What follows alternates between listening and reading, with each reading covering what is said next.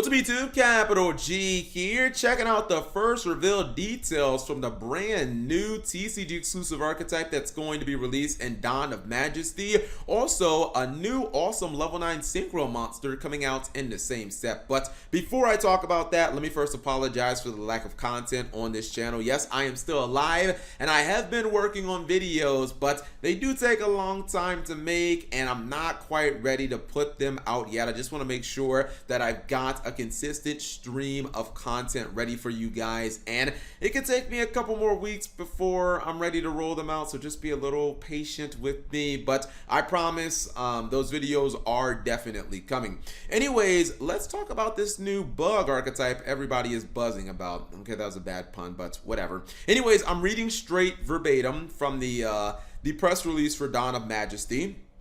It says, what's scarier, a swarm of small angry insects or one very big, very angry insect? Whichever you choose, you'll be glad it's on your side when you play with the brand new world premiere theme introduced in Dawn of Majesty. Gather a swarm of insects that can link together to create a 3000 attack insect that contribute other insect monsters to deploy a stronger one or prepare an attack with its power to climb all the way to 5000 attacks. So we know that this is going to be a link-based archetype, and we know obviously it's going to be insect-based as well. Both of those things are very interesting. It kind of feels like, or I guess it sounds like it's going to be a caveman Yu-Gi-Oh type beatdown archetype, and I'm perfectly fine with that as long as it isn't like literal caveman Yu-Gi-Oh, like War Rock's bad. And speaking of War Rocks, I don't know what the implications are here. I don't know if that means that, you know, War Rocks are basically donezo, and Konami knows that people don't really like them that much, and this is going to, you know, replace it. But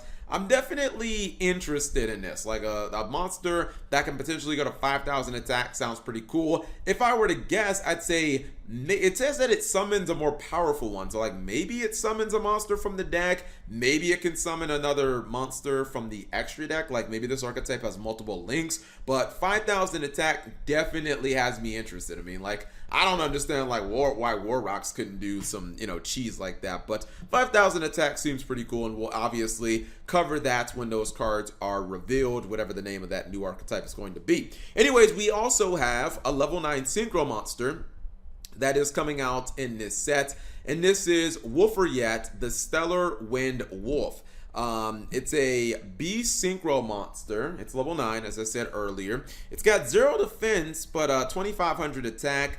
And it is, well, it's not a hard once per turn, but you can only control one of it. And it actually is a completely generic card to summon, which is definitely kind of cool. Level 9 Synchro monsters have been getting, like, a lot of notoriety ever since Virtual World got released. Second effect says, each time a monster effect is activated while this card has less than 4000 attack, this card gains 300 attack.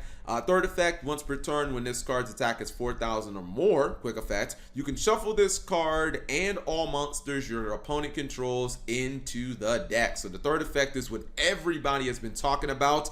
And don't get me wrong, it is a very, very powerful effect, especially if you can, well, actually, honestly, if you can pull it off during either player's turn, it could be really good, because on your turn, you could, you know, it could basically clear the way for you to kill your opponent, but during your opponent's turn, it could really stifle them, especially if you're playing against a combo deck. I think that this card, well, like, the first deck that came to mind was Virtual World, just because they naturally make level 9 so easily, and I'm thinking that if you could make this after making like another powerful monster, you know, maybe something like a Crystal Wing Synchro Dragon, like that could be a very good 1-2 punch. But also some other decks like maybe Wind Witch or Speedroids, sometimes these archetypes lock themselves into wind monsters and they can summon Crystal Wing specifically very easily. I think that this card would be very good to pair alongside of it, because the thing that I do like about this card is it does work with your own card effects. So if you summon this like midway through your combo and you activate other card effects, there's a world where maybe you get this guy to like 4100 attack or something like that. Like you get it to that 4000 attack threshold and you don't even need your opponent to use any card effects. You just use them at the opportune time and completely use it to disrupt your opponent. But even if you're using things like hand traps, if you're using other monster effects, like let's say you use a Crystal Wing during your opponent's turn, that will count. That will give this guy, you know, some extra attack. And even if you don't need to use the attack, well, then you just have a 4,000 plus attack beater that can just, you know, run havoc on your opponent and always has the potential of spinning their board. The fact that it shuffles itself back into the extra deck I thought was kind of interesting. I guess maybe Konami doesn't want Virtual World players bringing this back with like Cloud Castle or something like that. However, that could be a benefit over attributing itself because it means that the card is not susceptible to something like Called by the Grave. And even though that card is only at limited status in the TCG, it's flipped around all the numbers on the Forbidden Unlimited list outside of bans. So who knows, maybe Konami will put it at 2 or 3 by the time that this comes out. This feels like a very good card. I think the main questions you need to ask yourself, honestly, number one, is the obvious one, like how easily can you make level 9 synchros? And then what can you put on board beside this card? Because I do not think that this is a good standalone card. However, I think it is a great complementary card. I think that this card plus Crystal Wing, that is pretty dang good. Anyways, whatever you guys thought about anything I talked about in this video, you leave that in the comment section below. Again, I will cover the new archetype that continues with the Dogmatica storyline, probably on Sunday or maybe on Saturday, but it'll just be a couple of days. Thank you guys for watching. As always, subscribe if you have not already.